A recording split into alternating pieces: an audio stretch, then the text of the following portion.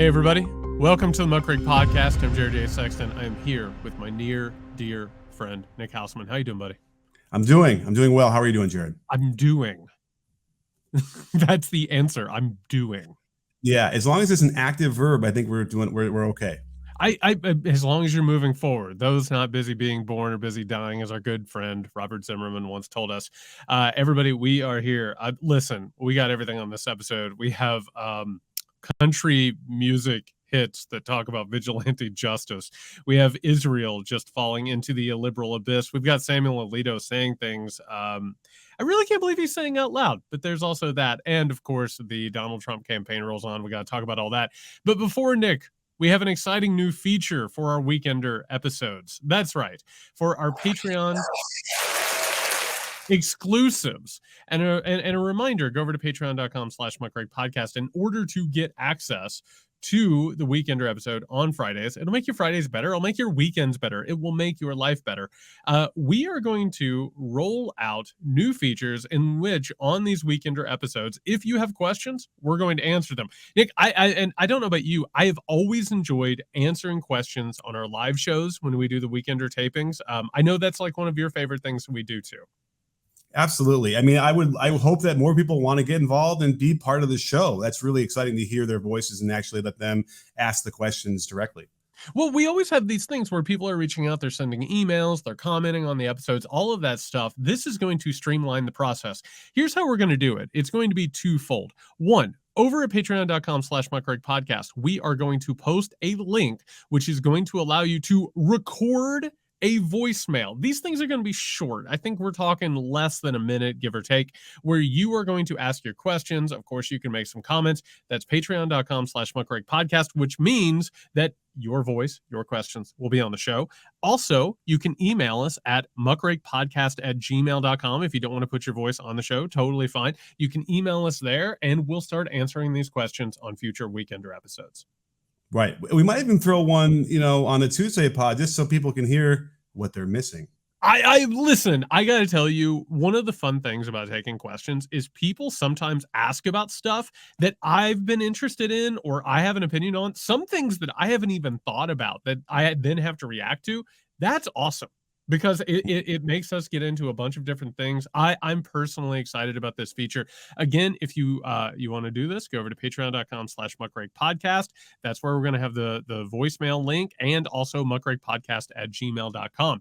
In the meantime, Nick, I got to tell you, a lot is happening with the Donald Trump 2024 campaign, as all of the polls are coming out that make it look like he is the nominee in waiting, which is something that you and I have sort of had to wrap our heads around over the past few months, and I want to talk about more.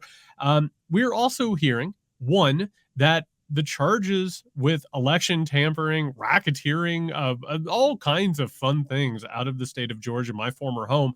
It sounds like these are imminent. I got to tell you, Nick, I think these are some of the most serious charges that Donald Trump actually faces for a variety of reasons. But also it has come out, Washington Post has published an investigation that Save America, the Trump Political Action Committee, has spent in the last quarter $40 million. That's right, $40 million on Trump's legal fees, which brings, by the way, the total up to $56 million towards Trump legal fees. I got to tell you, both of these things make my mind reel. What are your initial reactions, Nick? Well, should we celebrate that he's paying his lawyers now? Because well, not just paying his lawyers, but not offering to pay them with horses and like boxing memorabilia, which it's a step up, Yeah, so that's part of it. But I was kind of yelling and screaming and reading the articles this weekend about it because it doesn't seem legal. You shouldn't be able to raise campaign funds and then simply transfer them directly to legal bills that are unrelated to the campaign. I suppose I should dig a little bit deeper into the FEC and figure out why those rules don't apply here, or no one's has any teeth to prosecute this. But this is the epitome of what campaign finance reform is supposed to take care of. Well, it's also incredible because, I can't tell you how many, and Nick, I would love to hear your thoughts on this, even to ballpark it. How many stories have we covered with Donald Trump in the past few years in which legal experts and political experts are asked for their opinion on something that he is doing and the legality of it, and everyone just says, I don't know. Because no one's ever thought to even consider that somebody would do something like that. Doesn't that seem like a reoccurring theme at this point?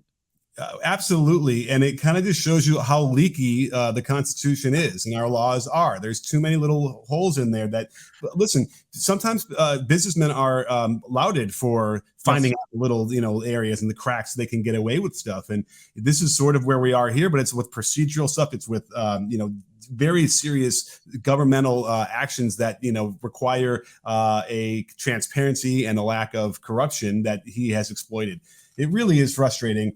And I think the biggest problem is that people who don't have money to Yep. give him this money, give him money that they don't probably have they can afford, probably thinking that it's going towards getting him reelected. And in some weird, twisted way, he's been able to combine, like, well, I need that money to protect me in the courts, and that will then allow me to win, sort of in a direct line. And that's just, there's no way if you ask people who are giving their hard-earned money to him that they would approve, I don't think, of all the money that's going to lawyers. I mean, it depends on who you ask. I mean, some of these people, I think it would be incredible actually at this point to find out how many people, if they found out that their money was going towards this, would then give more money in order to help him out legally. And it's incredible because you're right. Donald Trump as and I'm putting heavy quotes around this, businessman, right? Because don't forget that this guy for a period of time lost more money than anybody else in the United States of America. Like a really a kind of an impressive achievement, honestly, his failures. This is a guy who has built his entire career, whether it was in, again, heavy quotes, real estate, or his name and likeness bullshit, or his political campaigns. All of it, he has found a way in order to skirt and flirt around every law that he possibly can. He has been able to, basically because he's shameless. He has been able to figure out how to find every angle that he possibly could, every hook, every crook. And when it comes to this stuff, I mean, it really is hard to keep track, Nick. I mean, don't forget that this is a person who used his inauguration more or less as a money laundering scheme, and now we're sitting here looking at a bunch of people who are giving more or less their entire savings to this stuff. It reminds me again of when I was a kid and like my grandparents and my relatives were sending, envelopes full of cash to televangelists who were like living on top of the world and having these extravagant lifestyles. At this point, we're literally looking at a supposed billionaire, very successful billionaire, who is probably not going to have to end up paying much of anything on his legal bills because he has figured out how to use American politics and the political action committee scam in order to funnel all of this money for his own purposes. If it wasn't so wicked and cruel, you would almost have to be impressed by it.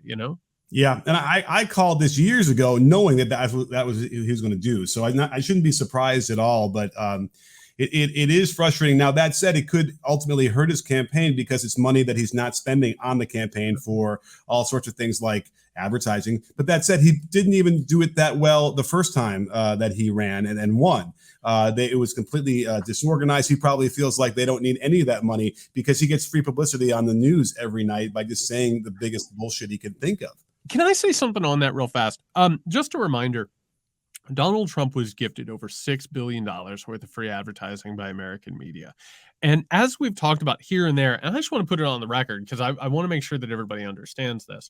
Almost all media buys at this point that come from political campaigns are about either one, raising the profile of a candidate, in which case your candidate doesn't have much in the way of a possibility of winning, but also two, it's just continuing to feed a larger consultant class. You know what I mean? It's basically this go around that has been going on for years at this point. You can put it out on social media and, advertise it there or do whatever. Like a lot of these buys are pretty useless. This right here I got to tell you, at some point or another, it's due for like a dam to break and find out how much of this money has been embezzled and also laundered around. Like, who even knows what's happening behind the scenes of Trump campaign and PACs and all of that stuff. Basically, it's like the dark web. You don't want to look. You don't want to know what's actually happening. Well, there's another reason why you don't want to know, and it kind of relates to probably Fannie Willis in Georgia, is that there's a very real fear of bringing these cases against him that you have a kind of backlash that could be endanger your life. So I don't blame people for maybe not even wanting to get into it to prosecute these things, because it is a real consideration here, and that is the unfortunately the kind of cult he's developed. Is that you can have crazies that will follow through on these threats. It wouldn't just be, oh, they're just calling in, but whatever. These are things that they have to take very seriously. I would imagine Fannie Willis will have incredible security around her going forward if and when they announce what's an indictment there. And by the way, it better be good security, because I can tell you that the state of Georgia, like, not a lot in the way of like taking this stuff seriously and actually like keeping people at bay who want to do other people damage. Just speaking from personal experience. I'll also go ahead and say, when it comes to Georgia, dead to rights. He's been caught absolutely dead to rights, trying to shake down public figures, trying to get an election overturned, basically stolen. It's kind of incredible now, Nick, not just to look at like the indictments that are piling up for Donald Trump, but to actually notice that all of them are clear cut and all of them have evidence that like gets him dead to rights. Like, he's going to go from one day like going in and having like evidence that's obvious that he stole state secrets. The next day he's going to be in like a Fulton County courthouse, and they're going to play a call that has him dead to rights, trying to shake down public officials. It's incredible. Most of the time he doesn't deny what the accusations are. He tries to sort of make it seem like they were a perfect call and there wasn't anything wrong, but they don't deny what the underlying crime is. Though interestingly enough, the new thing where they unsealed this new indictment where Carlos de Oliveira is now implicated in trying to delete the footage, the video footage at Mar-a-Lago, which constitutes obstruction of justice. He actually is saying that he never did that. And that struck me, actually, interestingly enough, that he decided he wanted to go public and say, I never told anybody to delete anything in the video wise. And meanwhile, they have the video. It sounds like they might have gone to the original servers that the company that does the security had that unerased. But I suspect this might even be karma for what was Nixon's secretary's name? What was her name? Rosemary, who was supposedly, stretching across two different parts of her office to somehow accidentally delete 18 minutes of the Nixon tapes. So either way, they have it. That's the most important thing. But it sounds like these people are going to turn on him enough to give him information that they continually will be able to hammer this evidence unassailably in a court of law. I got to tell you also to go ahead and pick at this thing, because it is concerning. Nick, the numbers are real bad over in the GOP primary. Like, listen, I'm not going to tell you that any of these clowns could possibly win this thing and it would be great. Like, Tim Scott would get the nomination, and it doesn't make the GOP any better, and it doesn't mean that they're going to do anything less dangerous. But Donald Trump walking away with this nomination, and not just, by the way, walking away from the nomination, but making the 2024 primary all about the weaponization of the government and what needs to be done in furthering the MAGA conspiracy theories. That, with also the fact that I don't know if you saw this, Nick, but Trump told anybody who would listen this weekend that Mitch McConnell has to go. And we talked about this, like that this is like a changing of the guard situation. We also are looking at the possibility of like the MAGA group and the far right, the new right, starting to take over the apparatus of government. This thing is starting to pick up speed in a way, and listen, I know this isn't going to shock people, in a way that worries even me. Like, I follow this stuff. I sit there and analyze it. I look at how all this stuff is taking place. 2024 is shaping up to just be really, really a brutal presidential election. And the mood of this country, I got to tell you, with all of these indictments and Donald Trump's political, legal, and life in general just on the line, I do not feel great about it. I'll just say that. Well, I got a question for you, and this I realize what you're trying to say here, as far as Mitch McConnell is, one of those guys who's sort of a guardrail against Trump to some degree, and if he goes away, love to use him. I'm more than happy to use them to go ahead, and we're going to talk about the judiciary in a second and how it's been completely bastardized. But yes, no, Mitch McConnell and the neoliberal establishment front of the Republican Party has pushed back against Trump and the new right, and they are effectively trying to take control of the party. And by the way, Trump's idea that Mitch McConnell has to go, I'm not arguing with that. Like the worst person in the world made a good point, and we need that meme to show that case, because he is right, and more so. Not that I would ever want McConnell I would like him to leave for a lot of reasons, but I don't think he's well. And I think that's the problem here is people are sacrificing their own health for this stuff. And that doesn't seem to be the appropriate focus. But I do want to ask you this. Let's just pretend of all these indictments, he gets found guilty in all of them. How many votes is he really going to lose? Not that many. Right? Really, not that many. And a matter of fact, I think there will be some people who would even double, triple down on this thing. I think that this is the bad part of this. And I saw an actual friend of the show, Greg Sargent, wrote an article about this saying, not only do they still support Trump, but they truly believe that he hasn't done anything wrong.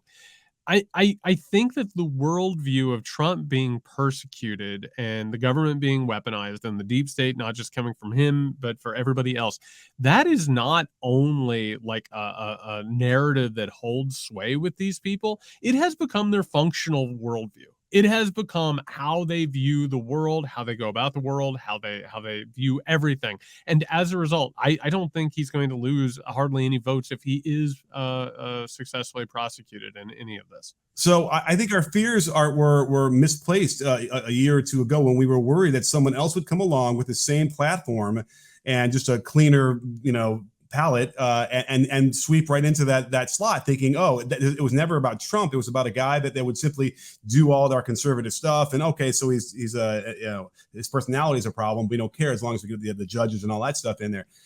That's not true anymore, right? This has now become a thing where it is about Trump. Right. Otherwise, someone like DeSantis would have swept in there and been a neck and neck or been leading by now. Well, I want to say a couple things. One, if DeSantis had a personality that was any better than a crypt keeper, there would be the beginnings of something. But also, as we've documented, the strategy has been so bad. Like DeSantis has needed to make the argument, listen, they are politically persecuting this guy. You need somebody in there to figure this thing out. And by the way, doing the weird, cuddling up to Trump while going ahead and doing this. But also you would need Donald Trump to bow out a little bit. And he can't. He can't do it. Everybody knows I'm a fan of the show Succession. And one of the reasons is because it shows something real, which is people like Trump can't step away. They can't. They're going to die doing what they're doing. And those sort of forces came together. And at this point, no, it's a fait accompli. There's really not much in the way of anything anybody can do, save for if something completely unprecedented and unexpected happens. This thing seems, it seems cooked at this point, unfortunately. Yeah. Unless some states are going to be able to garner up enough support to say that a guy who's multiply convicted felon can't appear on a ballot. But I don't see that happening necessarily either. But that would be the only fail-safe here, because again, otherwise he'd be a write-in candidate anyway. It truly is remarkable what he's been able to do and how he's stuck his finger in the socket that I don't think we realized was electrified. I wish he'd stick his finger in the socket. All right. Speaking of just remarkable, Nick, I got to tell you again, I say this often. Sometimes an article will get published and I will read it and I just become so overwhelmed. I feel very emotional about these things. And Nick, I want to read a little bit from a truly remarkable article that appeared in the Wall Street Journal. This was as a result of a 4-hour interview that the Wall Street Journal did with Supreme Court Justice Samuel Alito. And by the way, Nick, how would you like to spend 4 hours with Samuel Alito? Oh, I mean, as much as I'd like to be stuck on an elevator playing Muzak the whole time. Oh, I would take it 10 times out of 10. This is the beginning of this article before we get to some really, truly incredible stuff. Quote, The Supreme Court usually makes news by making decisions, and it's done plenty of that lately. In its first 2 terms, with a 6-3 conservative majority, the justices have revisited old precedents and established new ones on abortion, gun rights, racial discrimination, freedom of speech and religion, the power of unelected federal regulators, and more. By the way, that's a really, really kind way of putting what the Supreme Court has done, but I move forward. By comparison with the previous 8 decades or so, the court has frequently declined to defer to elite political opinion, and as a result, it has made news in other ways. That's wonderful to go ahead and put this out there. They talk about Samuel Alito, and they say that he has come out to, quote, defend himself with a candor that is refreshing and can be startling. They talk about ProPublica, and Nick, you might remember that ProPublica was the outlet that found that Supreme Court justices on the right were basically riding ponies on a carousel that a billionaire just kept pumping change into while they were buying up their families' houses. They call them a, quote, self-styled independent nonprofit newsroom. So how do you feel about the bias in this article so far? This is great. As expected. I mean, we're not surprised, but it's thick. Oh, it's wonderful. Well, let's jump forward to the real meat of this article. Quote, Justice Alito says he voluntarily follows disclosure statutes that apply to lower court judges and executive branch officials. So do the other judges. Just want to go ahead and put an asterisk on there and say, remember when he said that he was taking this trip with a billionaire because the seat would have been empty otherwise. But he notes that, quote, Congress did not create the Supreme Court. The Constitution did. Quote, I know this is a controversial view, but I'm willing to say it, he says.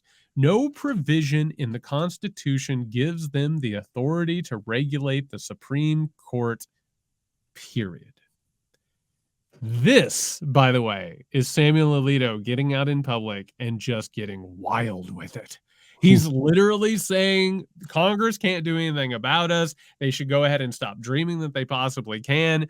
This is some beating on the chest. Is it not? Oh, I know, but it's also wrong. It's also wrong. Yes, because there is a provision in the Constitution that maybe provides Congress with some latitude. And the quote would be one portion of the Constitution says, quote, the Supreme Court shall have appellate jurisdiction both as to law and fact with such exceptions and under such regulations as the Congress shall make.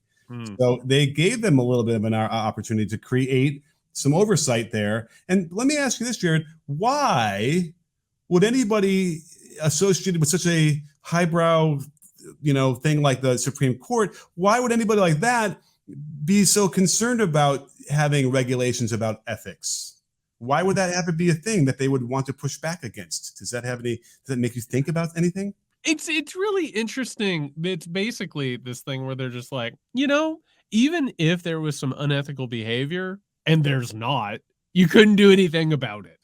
Like it's some incredible mind games being played. And if I were ethical and I really took my job seriously, I would welcome. I'd say, please, I follow these things anyway. I would like more stringent guidelines because it's a little bit fuzzy right now. So I didn't report the plane ride I took because there was an extra seat because I didn't think I needed to. Those things definitely should have some more oversight, and you should welcome that. I mean, that's the whole thing about this is we need to have faith in the institution.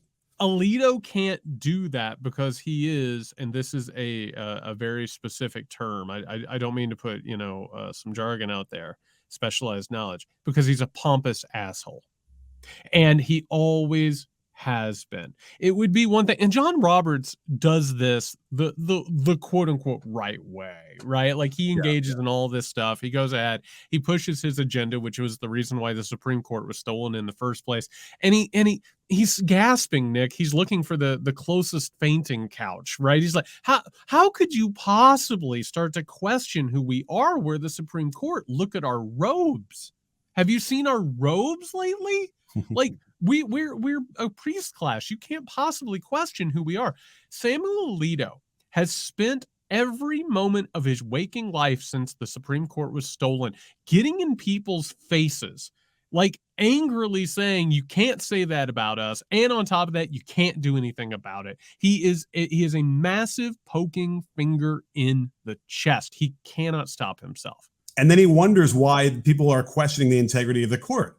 But that's the biggest like self-own of all time, because he doesn't seem to have any notion of or self-reflection to understand why this stance and his assholedness is causing so many people to think that this is a compromised court.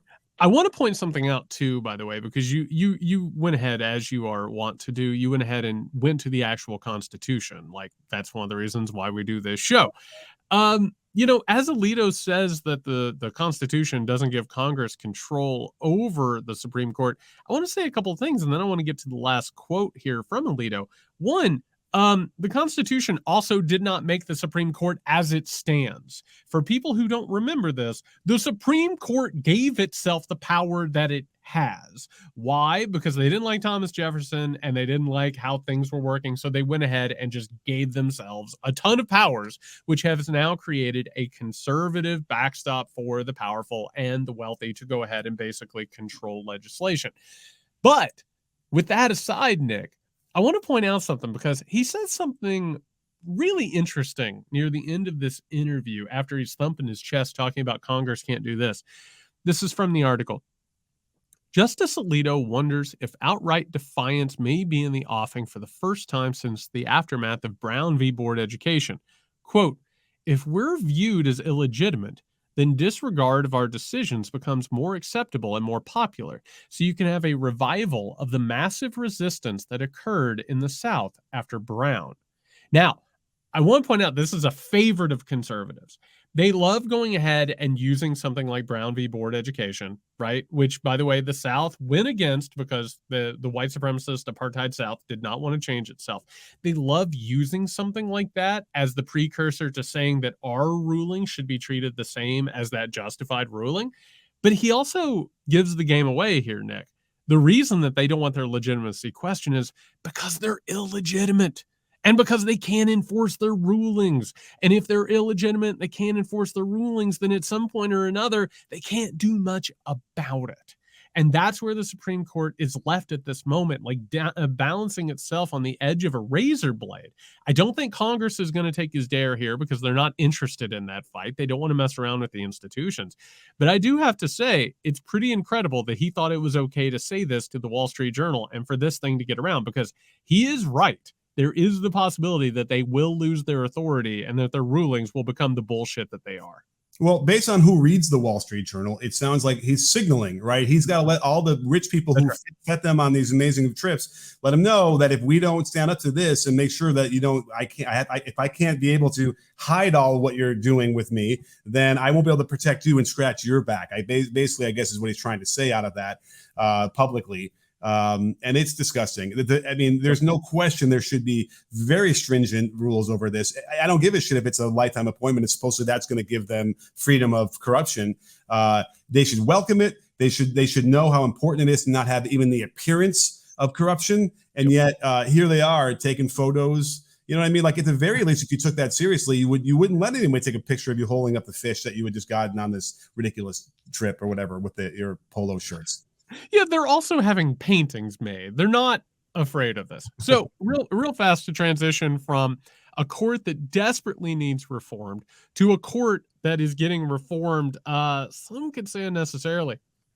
Over in the state of Israel, Nick, Prime Minister Benjamin Netanyahu has continued to push for what is being called court reform by some, a judicial coup by others. A reminder, by the way, that Netanyahu is facing his own slew of corruption charges, which might play into the reason why he's trying to limit the power of the courts. But it has passed another hurdle. It seems like it's going to happen. Over 200,000 plus Israelis went to the streets in order to protest. We've had massive strikes against this, but Netanyahu's regime continues to push this stuff and to bring shame to the state. This is, what's the word I'm looking for? A mess. It's a mess that could lead to the destruction of Israel, basically, or the dissolution of it, because if people don't quite understand how this works, with the Knesset, which is a parliamentary system, you have to be able to form coalitions. This guy, Netanyahu, was able to only form a coalition, because you might be surprised that he's still a prime minister because he had gotten voted out, but came back because he was able to get the razor thin, the most thinnest of razor margins, whatever that phrase is, by getting all the crazies. There's about 10% of Israel, of the Knesset, is like the insane right-wing, ultra-Orthodox people who are like saying the most ridiculous things that would never get, they wouldn't even get airtime in America like that. But in Israel, they do, and they were able to cobble that together just enough to be able to get this thing through by only a couple of votes. This is not a mandate. There is nothing popular about this. And the uprising that we're seeing in the streets has gone on for like 6 months straight, almost every day in Israel. That's how unpopular this is. And they know that when he paused it earlier this year to like pretend like as if he was going to, maybe not do it or talk to more people, that was just a way to placate people for a minute, hoping they would die down. And it has not. They know what he's doing. They see through that grift. And it is a severe thing if the Supreme Court doesn't, it has no teeth anymore. Yeah, and I want to go ahead. I want to compare and contrast where we possibly can. On one hand, what is happening with Netanyahu, who Netanyahu is a bully and always has been. He's used his position in just some really incredibly troubling ways. Netanyahu, as a figure, as a personality, has been able to stand out in front of this stuff. But much like a Donald Trump, he has also been used as a battering ram. For anybody who isn't aware of this, a lot of this is the project of the Israeli Justice Minister, Yariv Levin. And Yariv Levin has been trying to get this stuff over the finish line for over 14 years. And Levin is part of this larger caucus, of course, that is, against Arabs, it's against Palestinians, and has been trying to push this thing. And that is one of the defining problems within Israel, is like, what do you do about the fact that you have this group of Palestinians? How do you treat them? How do you interact with them? Do you create an apartheid state, or do you interact and treat them humanely and find some sort of a solution for this problem? They have used this tension for God knows how many years now, Nick, to go ahead and push a right-wing, aggressive, authoritarian, illiberal agenda, which is what has been happening forever. And this has been used to go ahead and push stuff like this so-called justice reform, right? To go ahead and create these coalitions to appeal to people's worst instincts and their brutality, things like that. And instead of like having something that's actually going to, I don't know, help anybody besides a ruling corrupt elite, what we have is another situation, much like what has happened with Trump and the MAGA movement, in which these far right individuals and groups are using these issues to go ahead and create division and to go ahead and push the agenda that they've been dreaming about for forever. This looks a lot like what not just happened it didn't just happen in Hungary with fear over immigrants. It's what's also happening in the United States right now with all of this weaponized fear that we're constantly covering. Right. This is a double-edged sword here, because he's serving two purposes for him. One, and he can't afford to lose the crazy ultra right wing factions, because if they leave him, he loses his coalition and he loses his power.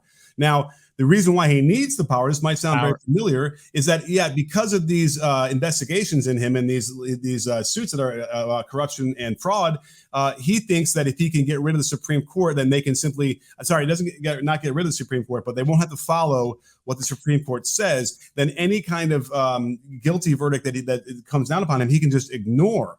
That is extremely dangerous. And obviously it's dangerous enough that you have vast swatches of the military in Israel refusing to serve if it's going to turn into a totalitarian state, because that's basically what that would be. Now, the weird thing about the Constitution of Israel, there isn't the Constitution. They don't really have a whole sort of binding set of rules that allow the Supreme Court to have very distinct power. They sort of developed it over the years. And they've used this notion of reasonableness to strike down certain laws that might have been passed. And no one has ever had a problem with that for decades and decades and decades. And all of a sudden, out of this, and now that Netanyahu is now threatened with being found guilty of serious crimes, now he's saying they won't be able to enforce any of their decisions.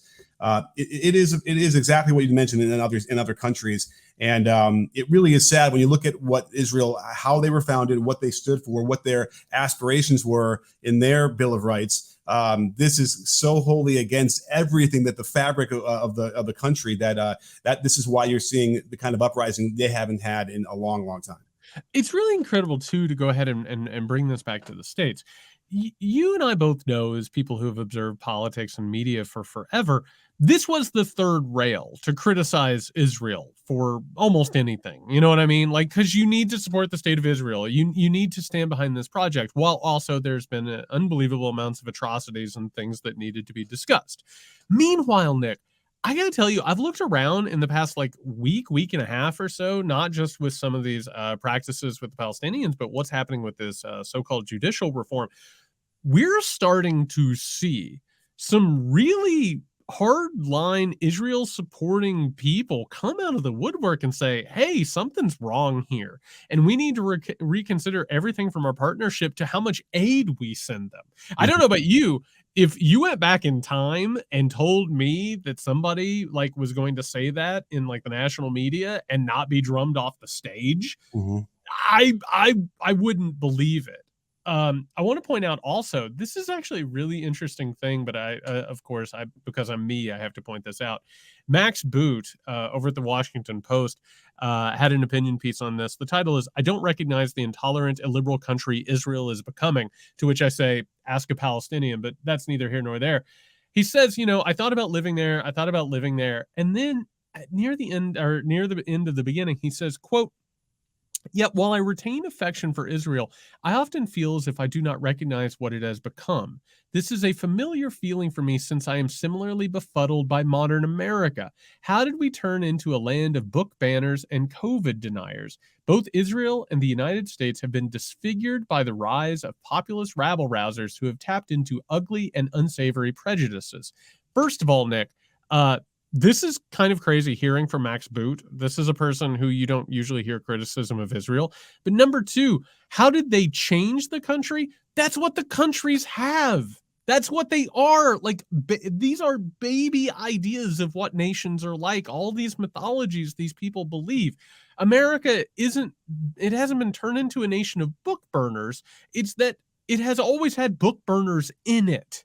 And it has this long history that you actually have to grapple with. And I feel like, my God, I'm taking crazy pills. At some point, we have to have an adult perspective on what has actually happened in these countries and get rid of these mythologies that are just absolutely bullshit, top to bottom.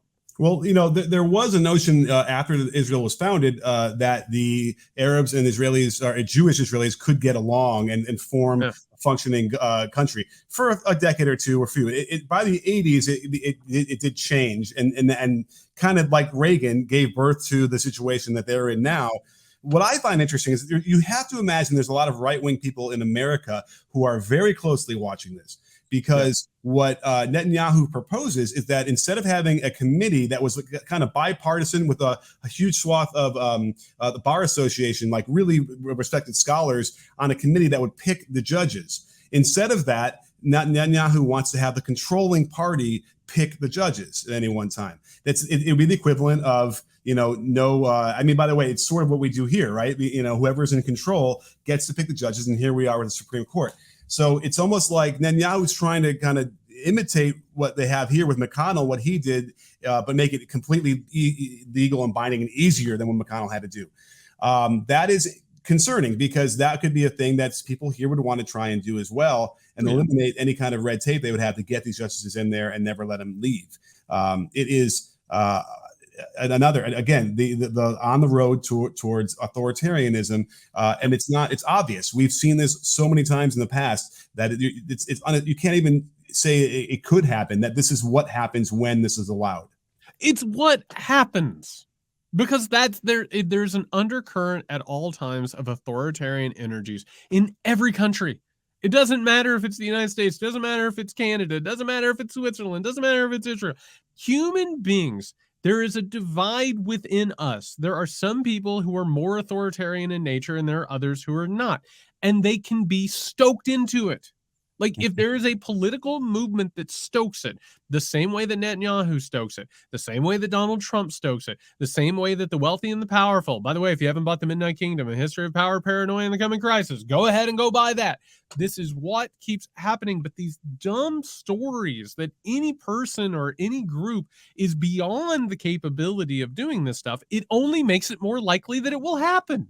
Yeah. and the polling is so in favor, so against this in the country. That is the other problem, is that nobody wants this. There is no political capital to do this at all. And let's not forget the ultra-right wing, what Netanyahu was able to do by bringing them in. He promised them, oh, sure, we'll be able to continue building settlements, which just displaces more and more Arabs out of their land they own and pushes them out and inflames the situation to the nth degree. They also, the ultra-Orthodox don't want to go serve in the army. They'd like try to hide behind this guise of, well, we need to be studying the Torah. We can't be, go off and fighting. The Supreme Court has denied that and said, that's not really good reason. If you're an Israeli and you are part of this country, you need to serve. It's what everybody does. And so they're trying to get some sweetheart deals out of that where they won't have to serve in the military. These things are also severely right-wing stuff that would also hurt the security of Israel as a country itself. So all those things, there's so many different factions here that are putting pressure on Netanyahu, who doesn't have enough of a mandate to say no to anybody. And next thing you know, he will take all this control. I mean, imagine if they pass a law that says we won't have any more elections anymore. Supreme Court would say, nope, you can't do that. We had that in the Bill of Rights. And they'd be like, yeah, but we don't have to listen to you anymore. Poof, there you go. I hope we pay attention, and I hope and I pray that the people who listen to the show are paying attention to it as well. I think you are. Pay attention to what France has been doing. Pay attention to what's happening in Israel. Like, we are going to have to get ready to be in the streets like this. By the way, natural transition here, not even a hard segue, Nick, to go from troubles in Israel with so-called judicial reform to country music. Nick, the number 2 song in the United States right now, number 2 overall, is a little ditty by a guy named Jason Aldean. And for those who don't know, Jason Aldean is one of those country music guys who wears his hat and has a designer pick out these skin tight like snap up shirts. He looks like an idiot. Jason Aldean has this song called, quote, "Try That in a Small Town." Now, critics have said that "Try That in a Small Town" is more or less a song that is a simulated lynching. But Nick, I'm going to read the lyrics to this real fast. Let's just take a look. Let's make up our minds for ourselves. Sucker punch somebody on the sidewalk, carjack an old lady at a red light, pull a gun on the owner of a liquor store. You think it's cool. Well, act a fool if you like. Cuss out a cop, spit in his face, stomp on the flag and light it up. Yeah, you think you're tough. Well, try that in a small town. See how far you make it down the road. Around here, we take care of our own. You cross that line, it won't take long for you to find out. I recommend you don't try that in a small town. One last verse. Got a gun that my granddad gave me. They say one day they're going to round up. Well, that shit might fly in the city. Good luck. Try that in a small town. How about that? That's just a good old slice of Americana, isn't it? I mean, he knows what he's doing. He knows what he's doing. Yeah, he is evoking all sorts of, pre-civil rights movement Southern towns where you couldn't be out at night if you were, if you knew what was good for you. It really is disgusting. And you know what? They did shout him down. And I think, it was heard to some degree that there was a little backlash to that. But it's just intolerance, really. I think what he's trying to sell here and tap into, and to make it worse, it's like it's commercialized where he's going to benefit monetarily from the song. Man, I got a lot to say on this. First of all, it sucks. It's bad music. I just want to put that out there. Second of all, I was raised on country music, and I got to tell you, watching it become this cultural right-wing, like white patriarchal signifier has been a real upsetting thing, particularly as somebody who was raised up on Willie and Chris Christopherson and the like. There's always been Merle Haggards and stuff like that, but he was just like a grouchy old asshole. For the most part, like a lot of this stuff, like this is an absolute aberration of the art form. But I will go ahead and say another thing here. Nick, I come from a small town. Like the type of stuff that these people who buy these jacked up giant trucks, that most of them are middle class, most of them are suburban. They want to believe that they're from a small town. The idea that you take care of your own in a small town, that's not true. you kind of let everybody starve on their own, and you maybe occasionally will help somebody every now and then. The idea that it's a fantasy. Do you remember, Nick, during the BLM protest, there were all these towns that got word that the BLM rioters were coming to their town, and they were ready for them. They were, they had their guns ready. They were ready for them to come through town. And then, Nick, what happened? That didn't happen. Nobody showed up. And what was happening is they were living in their fantasies. Mm-hmm. They have been so amped up by Fox and Trump and right-wing media and podcast and music. They have a fantasy that people are going to show up and they're going to have to deal with them. Much like that couple outside of St. Louis who showed up with their guns because they thought they were going to have to protect their house. People live in these fantasies. And what has happened in country music and this parallel economy that I've talked about, this right-wing red state America economy, it's about selling this stuff back to people so they can live in their own fantasy. It used to be about driving your Ford F-150 with a bottle of Patron out to the middle of nowhere, dancing with your best girl. Now it has been changed to doing all of that, but maybe shooting somebody. Maybe going ahead and cocking off and beating somebody until they die. It is a fantasy that prepares people for violence, and this is and again, it's just bad music in general. Yeah, we all saw First Blood. That was a good example of that there. But yeah. Kyle Rittenhouse is probably the poster child for this. Yes. Think about what that was. So BLM protests were going on in Milwaukee, and so you're supposed to rely on the police. The police are trained in these things, and they know how to. Or at least these are. They know how to hurt protesters. Yeah, but there's oversight, whatever. At least there's the sheen of that. But think about what all those people did across the country. When they were bringing their AR-15s and they were going to march the streets as if they were like some sheriff posse. And then what happens? He ends up shooting 2 people. This is what leads to that. And it's like he never should have been on the streets. He never should have had that gun anyway and marching around but what he was convinced based on things like this that he was he was ordained to be able to keep the peace. And that's a real problem. By the way, I can't believe that I'm somehow advocating for the police, as the real good guys. But I don't know. Every once in a while, they'll do some good stuff, or they do keep the peace. But nonetheless, they're the ones legally empowered to do that, not these assholes who want to, grab their toys and lethal guns and start shooting at people. Well, insecure dudes. That's what they want. They want to do this. They want to play cowboy. They want to play working class.